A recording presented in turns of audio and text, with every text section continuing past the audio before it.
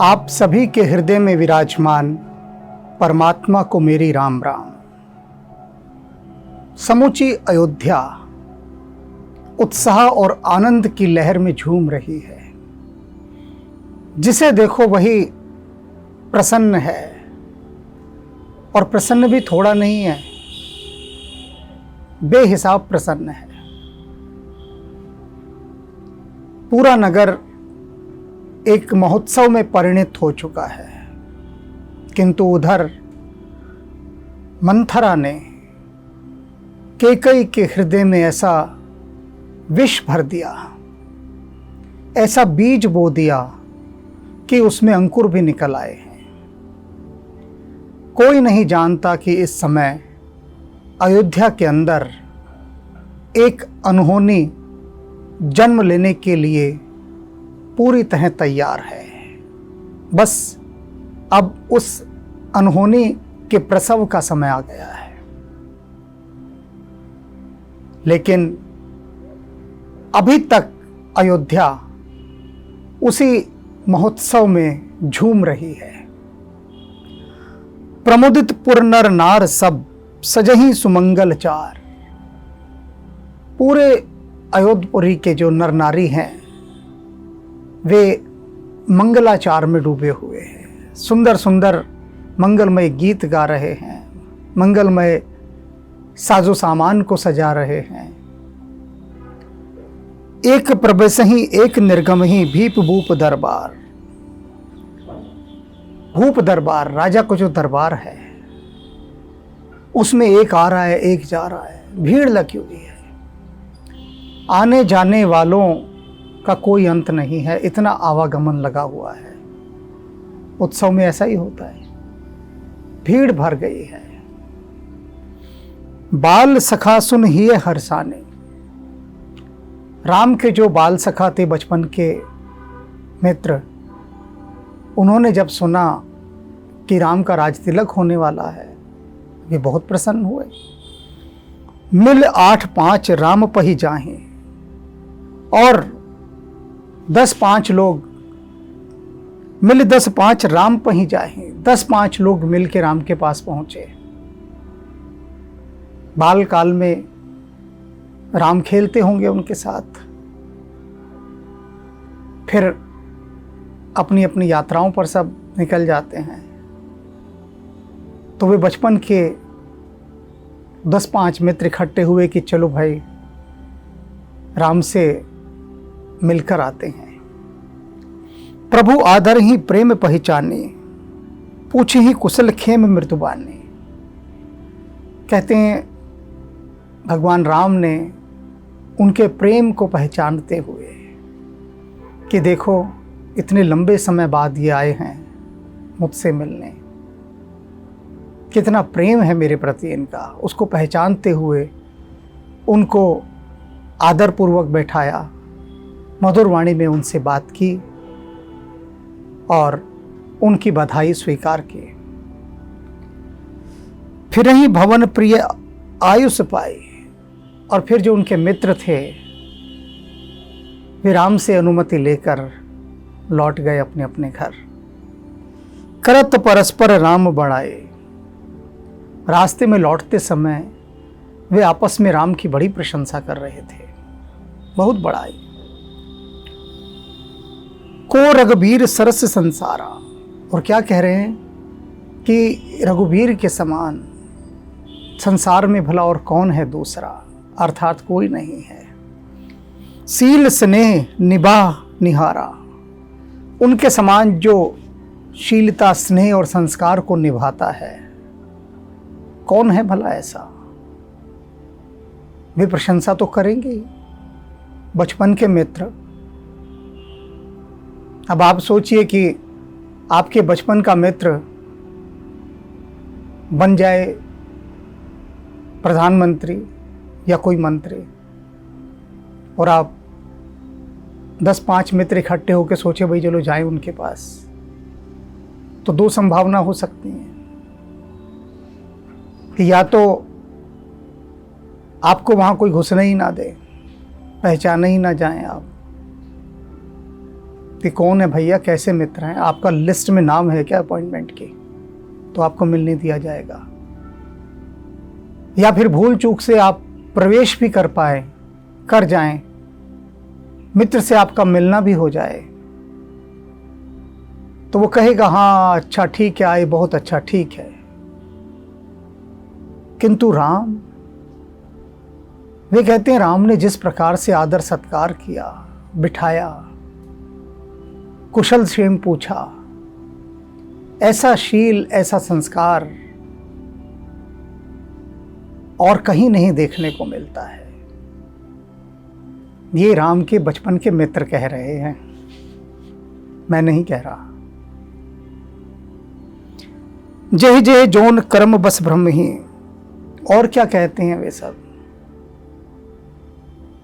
कि जो जिस जिस कर्म बंधन में होकर जिस जिस योनि में घूम रहा है, भटक रहा है, जो भी, तहाँ तहाँ ईस देव यह हम ही। हम विधाता से प्रार्थना करते हैं कि हमारे कर्म फल के अनुसार वह निश्चित रूप से हमें कहीं ना कहीं अगला जन्म तो देगा ही ना। तो हमारी विधाता से ये विनती है कि सेवक हम स्वामी सिए ना होत नात यह और निभाओ, कि बस इतना कर दें,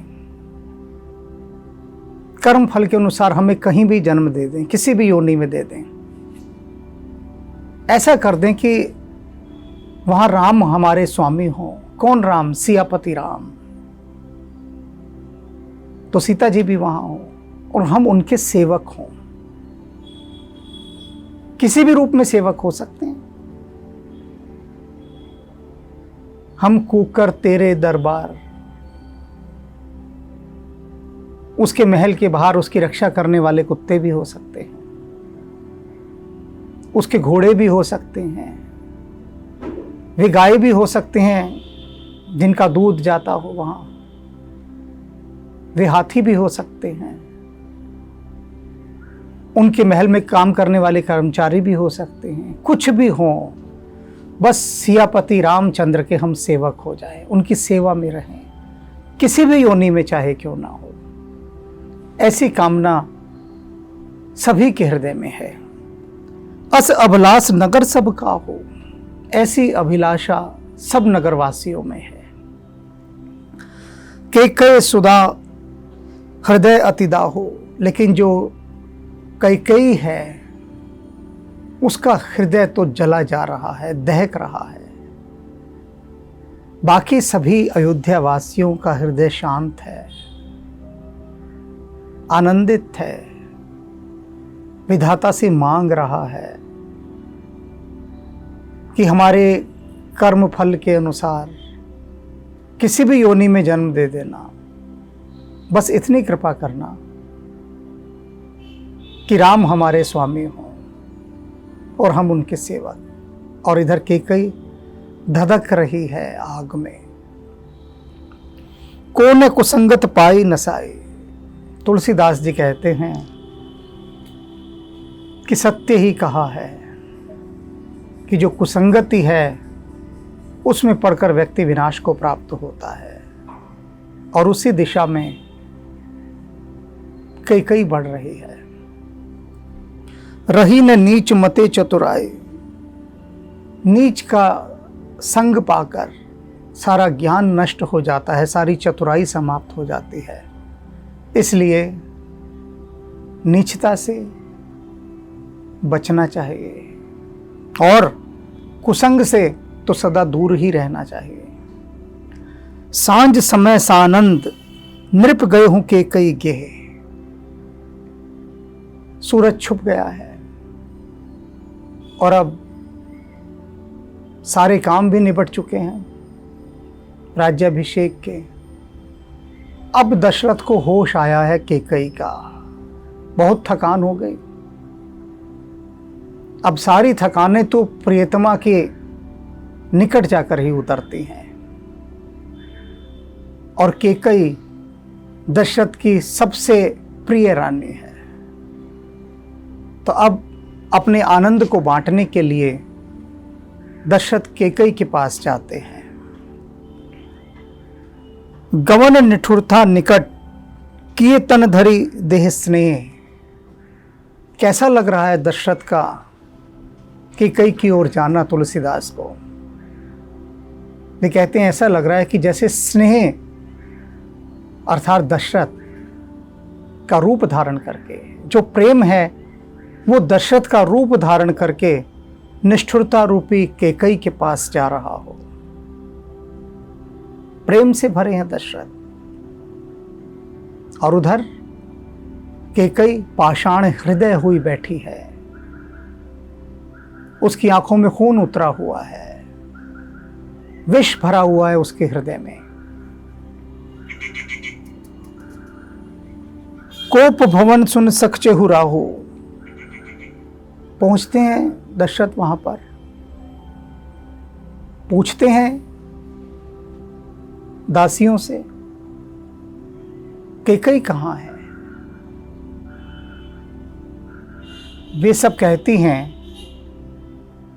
कि रानी तो कोप भवन में है। अब कोप भवन का नाम सुनकर सकुचे हु राव, दशरथ बड़े सकुचा जाते हैं, घबरा जाते हैं कि क्या हुआ। भय बस अघोड़ पर ही न पाओ, और इतने भयभीत हो जाते हैं, इतने डर जाते हैं यह सुनकर कि कैकेयी कोप भवन में है कि उनका पैर ही नहीं उठता आगे। पैर वहीं के वहीं जम जाते हैं, भयभीत हो जाते हैं। सुरपत बसई वहां बल जाके। तुलसीदास जी कह रहे हैं ये कौन दशरथ हैं जो डर गए हैं इतने कि पैर भी नहीं उठ रहा डर के मारे और संकुचित हो उठे हैं। कहते हैं ये वो दशरथ हैं जिनके बल का आश्रय पाकर देवराज इंद्र स्वर्ग में राज कर रहा है। इंद्र इसलिए राज कर रहा है स्वर्ग में क्योंकि उसे दशरथ का समर्थन प्राप्त है। असुर जानते हैं कि यदि हमने इंद्र को छेड़ा, उस पर आक्रमण किया, तो दशरथ इंद्र की रक्षा के लिए आ जाएगा और हम मारे जाएंगे। इतना भय है दशरथ का असुरों को कि वे इंद्र तक को नहीं छेड़ते हैं उसके भय के कारण। तो कहते हैं वे दशरथ जिनके कारण स्वर्ग सुरक्षित है, वे इस समय डरे हुए हैं। नरपति सकल रूहिरी रुख ताके। और कैसे दशरथ जो बड़े बड़े राजा हैं, जो दशरथ की मुंह की ओर ताकते हैं, देखते हैं कि कब दशरथ उन पर एक कृपा कर दें। बड़े बड़े राजा महाराजा जिस दशरथ की कृपा पाने के लिए तरसते हैं, वह बलशाली योद्धा दशरथ इस समय यह बात सुनकर डरा हुआ है कि उसकी प्रिय रानी कोप भवन में है। सो सुन तियरिस गई हु सुखाई। यह सुनकर कि उसकी प्यारी रानी क्रोध में है, दशरथ का सारा शरीर ही जैसे सूख गया भय के मारे। देखूं काम प्रताप बढ़ाए। तुलसीदास जी कहते हैं कि देखते हो कामदेव का प्रताप कितना है, कितनी उसकी बड़ाई है कि कामदेव के वशीभूत हुए बड़े बड़े राजा महाराजा भी अपनी पत्नी के आगे कांपने लगते हैं। सूल कुलिस अस अंग निहारे। कहते हैं ये दशरथ जो बड़े बड़े तीरों को, तलवारों को, भालों को अपने अंगों पर झेल जाते हैं हंसते हंसते, कोई फर्क नहीं पड़ता, कैसा भी धारदार हथियार क्यों ना हो, सबको झेल जाते हैं। लेकिन तेह रतिनाथ सुमन सर मारे। लेकिन उनको यहां पर कामदेव के इन पुष्प बाणों ने आहत कर दिया है, मार दिया है। कैकेयी रूठ गई है, जैसे कामदेव ने अपने सारे बाण दशरथ पर मार दिए हों, फूलों के बाण जो धातुओं के धारदार हथियारों से नहीं डरते, वे कामदेव के बाणों से कैसे कांप उठे हैं, मर गए हैं। सभय नरेश प्रिया पही गए हो। दशरथ बड़े डरते डरते हुए कैकेयी के पास जाते हैं। भीतर गहरा डर है। पहुंचते हैं उसी डर को साथ लिए लिए कैकेयी के पास। देख दशा दुख दारुण भय हो। कैकेयी की दशा उन्होंने देखी पास जाके। बहुत दुख हुआ। ये दुख भय से उत्पन्न दुख है कि जो ऐसी दशा में पड़ी है, कितना क्रोध किया होगा इसने, कितनी क्रुद्ध होगी, कुपित होगी, रुष्ट है। भूमि शयन, भूमि पर पड़ी हुई है। पटुमोट पुराना, पुराने और मोटे कपड़े पहने हुए हैं। रानियां तो मखमली और कोमल वस्त्र पहनती हैं। जितना बारीक से बारीक कपड़ा होगा उतना महंगा होगा, लेकिन इस समय पुराना और मोटा कपड़ा पहना हुआ है। दिए डार तन भूषण नाना, जो भी आभूषण पहने हुए थे वे सब भूमि पर पड़े थे। मंथरा ने पूरा डेकोर करवाया था, सेटअप, पूरा सेट बनवा दिया था कैकेयी का। पूरा दुखी दिखना है तुझे कैकेयी, फेंक फांक सब अपने आभूषण और ये कपड़े उतार रेशमी, ये पहन पुराने बोरी के बने हुए, टाट के बने हुए मोटे कपड़े। बाल बिखरा ले, हाथों की चूड़ियां उन्हें बिखरा दे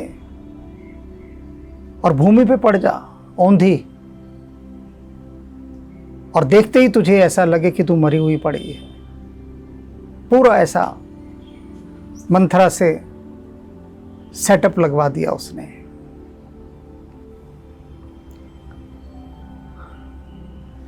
कुमति ही कस कुवेशता फाबी, और कहते हैं कि वो जो दुर्बुद्धि कैकेयी है, उस कैकेयी पर अब ये पूरा का पूरा फब रहा है उसका यह भयानक रूप जो उसने धारण किया हुआ इस समय। अनवहिताहु सूच जन भावी, और ऐसे रूप को देखकर तुलसीदास जी कहते हैं कि कैकेयी का यह भयानक और अमंगलकारी रूप ऐसा लग रहा है जैसे कि उसके विधवा होने की भावी सूचना दे रहा हो। जाई निकट नृप कहे मृदुबानी, राजा दशरथ निकट पहुंचते हैं कैकेयी के और मृदुवाणी में उससे कहते हैं, मधुर वाणी, प्राण प्रिया के ही हेतु रिसानी, कि हे मेरे प्राणों से प्यारी कैकेयी, क्यों तुम क्रोध में पड़ी हुई हो, क्यों रूठी हुई हो। बहुत प्यार से आरंभ में ही तुलसीदास जी ने कहा था कि दशरथ जैसे स्नेह का साकार रूप होकर जा रहे हैं, और मंथरा के निर्देश के अनुसार कैकेयी वहां पर पत्थर की मूर्ति का साकार रूप बनी हुई है। के हे तू रानी रिसाने, फिर पूछते हैं कि हे रानी तू बता किस कारण से तू क्रोध में है। परसत पान पति ही निवारे, दशरथ हाथ से छूते हैं कैकेयी को और कैकेयी झटका मार के उनके हाथ को एक तरफ कर देती है गुस्से में, छूने नहीं देती खुद को। मानहु सरोस भुवंग भामिनी विषम भांति निहारे, और ऐसे फुफकार रहे हैं कि जैसे कोई जहरीली नागिन फुफकारते हुए लाल क्रोध से भरी हुई आंखों से अपने किसी शत्रु को देखती है। इस तरह से कैकेयी ने एक नागिन के समान फुफकारते हुए दशरथ का स्नेहमयी स्पर्श झटके से एक और झटक दिया और अपनी क्रोध से भरी लाल आंखों से देखने लगी, जहरीली आंखों से। दो वासना रसना, और वो जो दो इच्छाएं थी ना, अब ये नागिन कैसे लग रही है कैकेयी, इसका बिंब प्रस्तुत कर रहे हैं तुलसीदास कि नागिन की दो जीभ भी होती हैं लपलपाती हुई, सांप की जीभ दो दिखती हैं जब लपलपाती हैं। तो कहते हैं इस नागिन की जो दो जीभ है ना, ये इसकी वो वासनाएं हैं, दो वासनाएं। पहली वासना कि भरत अयोध्या का राजा बने, दूसरी वासना कि राम को वनवास मिले। इसकी ये दोनों वासनाएं वो जीभ हैं। रसना दसन बर मरम ठाहुरु दिखाई। और वो जो दो वरदान है ना, वो वरदान दोनों वो जैसे वो दो दांत हैं जो कि देख रहे हैं कि दशरथ का कौन सा मर्म स्थान ऐसा हो जहां वो डसे इसे जाके। जो दो वचन हैं जो मांगने हैं अभी, वो वचन तो दांत हो गए, और जो दो इच्छाएं हैं वो लपलपाती हुई जीभ हो गई।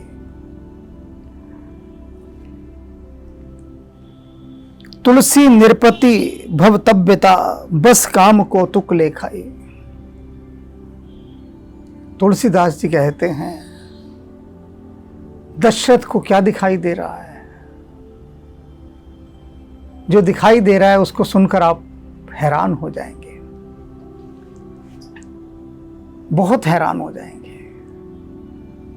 पहले ही कहा था ना तुलसीदास जी ने कि दशरथ प्रेम और स्नेह की साकार प्रतिमा बने जा रहे हैं। जैसे कि स्नेह ने रूप धारण कर लिया, वो देह धारण कर दिया, इतने प्रेम से भरे हुए हैं दशरथ। तो जब छूते हैं कैकई को, झटका मार के कैकई हाथ झटक देती है दशरथ का, और लाल आंखों से नागिन के समान फुफकारते हुए उनको देखती है। उसकी लपलपाती जीभ, जहरीले दांत दशरथ के मर्म स्थल को डसने के लिए तैयार हैं। और यह सब देखकर दशरथ को ऐसा लग रहा है कि जैसे कैकई कोई काम क्रीड़ा का एक नया आयोजन कर रही है, यानी कि नए ढंग से उसका प्रेम करने का यह कोई नया अंदाज है। होता है कुछ प्रसंग ऐसे हैं जिनमें वाइल्ड लव होता है, प्रेमी प्रेमिका वाइल्ड लव करते हैं। तो दशरथ को दिखाई दे रहा है कि ये एक जंगली प्रेम है जो इस समय कैकई कर रही है, और इस जंगली प्रेम से वो मुझे एक्साइट करना चाहती है, मुझे उत्तेजित करना चाहती है, मुझे प्रेम से भरना चाहती है। दशरथ का ट्रैक तो इस समय सिर्फ प्रेम की धारा में चल रहा है, और कैकई का नफरत की, और दोनों ही एक दूसरे को नहीं समझ रहे हैं। कोई समझने का यहां पर संकेत भी दिखाई नहीं दे रहा है। बार बार कह राउ सुमुखी सुलोचनी पिक बचनी। दशरथ बार बार उसे प्रेम से पुकार रहे हैं, जिन संबोधनों से पुकारते थे। दशरथ कह रहे हैं कैकई से, हे सुमुखी, सुंदर मुख वाली, सुलोचनी, सुंदर नयनों वाली, पिक वचनी, कोयल जैसे वचन है तुम्हारे कैकई। कारण मोहि सुनाओ गज गामिनी निज कोप कर। कहते हैं हे हाथी जैसी मस्त चाल चलने वाली मेरी प्यारी रानी कैकई, तू बता तो सही तेरे इस क्रोध का कारण क्या है। और ये सारी बातें भी वे लाड लड़ाते हुए पूछ रहे हैं दशरथ, प्रेम करते हुए, गुस्से में नहीं पूछ रहे कि कुछ बात भी बताएगी, क्यों इस तरह से पड़ी हुई है, किसका स्यापा कर रही है, कुछ नहीं। वे भी प्रेम की मस्ती में पूछ रहे हैं उससे, गहरे प्रेम में भरकर। अनहित तोर प्रिया की कीना, कि हे मेरी प्यारी, तू मुझे बता किसने तेरा बुरा किया, कौन है वो जिसने तेरा बुरा कर दिया। कहीं दुई सिर कहीं जम चहे लीना, कौन है वो दो सिर वाला जिसने तेरा बुरा कर दिया। दो सिर वाला क्यों कहा? क्योंकि जिसने भी तेरा बुरा किया है उसका तो मैं सर काट दूंगा। तो निश्चित ही वो 2 सिर वाला होगा। सोच रहा होगा एक सिर दशरथ काटेंगे, एक तो बचेगा। तो उसने हिम्मत कर ली। तो मुझे बता दे कौन है यहां पर ऐसा जिसके 2 सिर हों। अगर कोई है तो उसका काम तमाम कर देता हूं मैं। और या फिर यहां कोई ऐसा है जिसके ऊपर यमराज का दिल आ गया हो, यमराज उसे लेकर जाना चाहता हो अपने साथ कि चल आज तुझे मैं अपनी नगरी यमपुरी लेकर जाना चाहता हूं। तो उसने क्या किया हो कि उसने उस शख्स से, उस व्यक्ति से तेरा कुछ बुरा करवा दिया हो, तेरा अपमान करवा दिया हो, तो वो बचेगा थोड़ी ना। बता कौन है जो यमराज को भाग गया है। कहूं के ही रंक ही करो नरेसो। और यदि यह सब बात भी नहीं है, तू किसी भिखारी को कुछ देना चाहती है, मन है तेरा किसी को बहुत ज्यादा देने का, मुझे बता कौन है वो, मैं उसे कहीं का भी राजा बना दूंगा। भिखारी को राजा बना दूंगा। तू एक बार आदेश दे दे कि इसको आप धनी बना दीजिए, धनी छोड़ राजा बना दूंगा। कहूं के नृपति निकासो देसो। और अगर किसी राजा ने तेरा अपमान किया है, तेरा बुरा किया है, तेरी कहा नहीं माना, मुझे बता, मैं उस राजा को ही देश से निकालकर गरीब बना दूं। तो जो कहेगी, भिखारी को राजा बना दूंगा, राजा को भिखारी बना दूंगा। तो संकेत तो कर, कुछ कहे तो सही। सकहूं तोर अरि अमरहु मारे। तेरे लिए तो मैं देवताओं को भी मार सकता हूं। वे देवता जिनको कहा गया है कि ये अमर हैं, यदि किसी देवता ने तेरा अपमान किया है, मुझे बता, देवता को भी मार दूंगा। कहा कीट बपुरे नर नारी। और ये साधारण नर नारियों की बात मत करना कि किसी साधारण नर नारी ने तेरा अपमान कर दिया है, ये मत कहना। ये तो कीड़े मकोड़े हैं, इनकी कोई बिसात नहीं, ये कीड़े मकोड़े हैं। जानस मोर सुभाव बरोरो। कहते हैं कि हे सुंदरी, तू तो मेरा स्वभाव जानती है अच्छी तरह से। मन तव आनंद चंद चकोरो। कि तू मेरे लिए चांद है और मैं तेरा चकोर हूं। हर समय मैं तेरे मुख चंद्र की ओर ही देखता रहता हूं। ये बात तू जानती है अच्छे से। इसलिए रूठना छोड़, क्रोध छोड़, मुझे बता दे तेरे क्रोध का कारण क्या है। प्रिय प्राण सुत सुरबस मोहे। परिजन प्रजा सकल बस तोरे। कहते हैं कि हे प्रिय सुन, मेरी जो प्रजा है सारे, सुत जो भी जितने भी मेरे बच्चे हैं, सरबस मोरे, वे सब मेरे वश के अंदर हैं, मेरे वशीभूत हैं, सब मेरी आज्ञाएं मानते हैं सभी। परिजन प्रजा सकल बस मोरे। परिवार के सदस्य, प्रजा सब मेरे वश में हैं और मैं तेरे वश में हूं। तो तू उन सबकी मालकिन हो गई ना, सबकी स्वामिनी हो गई। तो अब बोल, बता, जो कुछ कहो कपट कर तो ही। भामिनी राम सपथ सत मोही। दशरथ कहते हैं, देख मैंने तेरे से इतनी बड़ी बात कह दी। मेरा जो साम्राज्य है, मेरी प्रजा है, मेरे जितने संबंधी हैं, सब मेरे वश में हैं और मैं तेरे वश में हूं। इस बात में अगर मैंने कुछ झूठ कहा हो, कुछ कुटिलता कही हो, कुछ गलत कहा हो, तो 100 बार मुझे राम की सौगंध है। एक बार नहीं, 100 बार राम की शपथ खा के कहता हूं। मैंने जो कहा है बिल्कुल सच है, तेरे लिए कुछ भी कर सकता हूं, तू कह तो सही। बिहस मांग मन भावनी बाता, अरे तू छोड़ इस रूठने को, फेंक इस गुस्से को, हंसते और हंस के मांग ले जो तेरे मन में है। अपने मन की बात हंस के कहे मुझसे, ये रूठ कर कहने का ना, हंस प्रसन्न होकर मांग मुझसे जो मांगना है।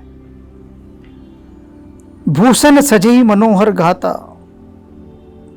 और ये जो आभूषण तूने फेंक दिए ना इधर उधर, उठा इनको, अच्छे नहीं लगते, ये तो तेरे इस सुंदर शरीर पर ही शोभा पाते हैं, इनको धारण कर ले।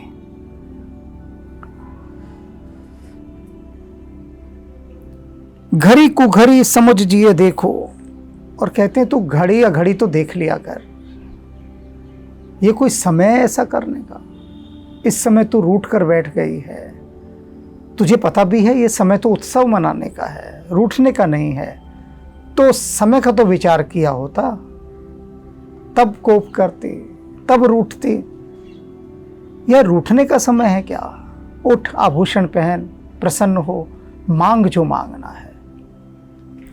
बेग प्रिया पर हर ही कुबेसो, और मेरी प्रिया जल्दी से इस बुरे वेश को भी त्याग दे, सज संवर के आ, ऐसी ना रहे इस रूप में, इस कुवेश में, इस अमंगलमयी रूप में तू अच्छी नहीं लग रही।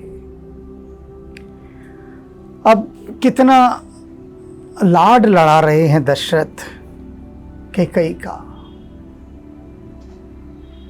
इन सब से ही जान लिया होगा आपने कि कितना अनन्य प्रेम दशरथ का कैकेयी के प्रति है।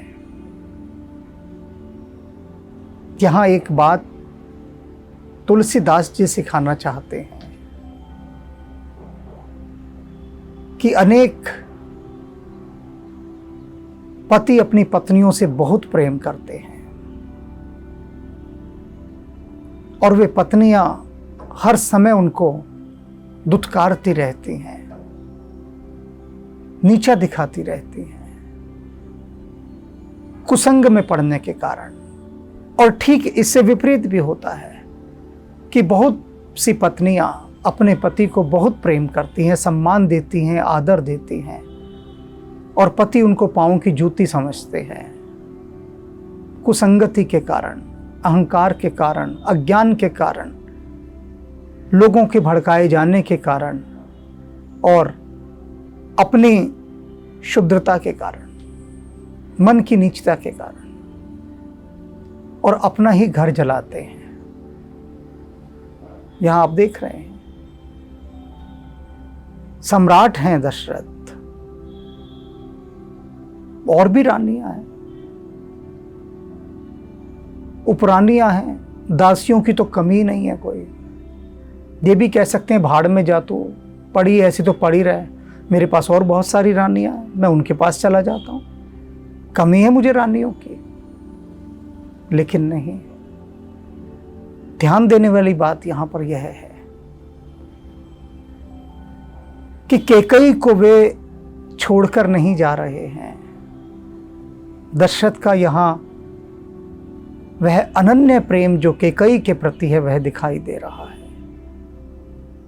अगर एक कोई घटिया किस्म का पुरुष होता, घटिया किस्म का राजा होता, तो दोबारा देखता भी नहीं, कहता तू तो एक है, 10-10 दासियां मैं उनके पास चला जाता हूं, वो 10 दासियां मेरा खूब मान सम्मान करेंगी, खूब मुझे आदर प्रेम बरसाएंगी, पड़ी रह तो यहीं पर। लेकिन नहीं, यह यहां पर प्रेम की गहराई तुलसीदास जी दिखा रहे हैं कि दशरथ जो कह रहे हैं कैकेयी से, केवल वे यूं ही नहीं कह रहे हैं बाहरी बाहरी तौर पर, 100-100 बार राम की शपथ लेकर कह रहे हैं कि मैं जो कह रहा हूं सत्य कह रहा हूं। कहावत सुनी होगी आपने, रानी रूठेगी तो अपना सुहाग लेकर बैठेगी। यहीं से शुरू हुई है वो, यहीं से, अयोध्या से। अयोध्या वासियों ने ही इस कहावत को जन्म दिया था कि रानी रूठेगी तो अपना सुहाग लेकर बैठेगी। कैकेयी रूठी, दशरथ को लेकर बैठ गई। उसका मूल्य रानी के रूठने का दशरथ को अपने प्राण देकर चुकाना पड़ा। इसलिए सभी रानियों से निवेदन है, ये जितनी भी नारी शक्ति है ना, ये सभी अपने अपने पति के हृदयों की रानी है। उन रानियों से यह निवेदन है कि पति से ऐसे ना रूठा करें जैसे कैकेयी रूठी है।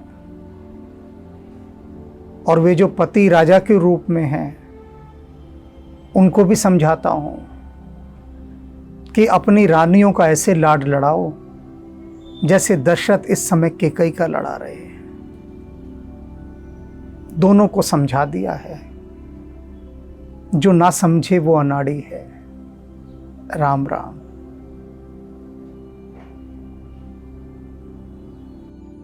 श्री रामचंद्र कृपालु भजु मन, हरण भव भय दारुणम्। नव कंज लोचन कंज मुख, कर कंज पद कंजारुणम्। कंदर्प अगणित अमित छवि नव, नील नीरद सुंदरम्।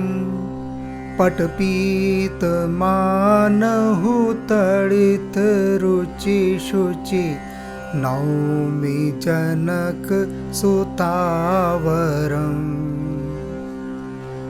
भजो दीन बंधु दिनेश दानव, दैत्यवंश निकंदनम्। रघुनंद आनंद कंद कौशल, चंद दशरथ नंदनम्। सिर मुकुट कुंडल तिलक चारु, उदारु अंग विभूषणम्।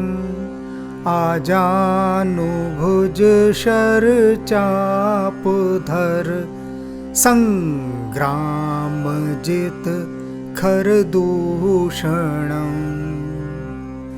श्री राम श्री राम श्री राम। इति वदति तुलसीदास शंकर, शेषमुनि मन रंजनम्। मम हृदय कंज निवास कुर, कामादि खल दल गंजनम्।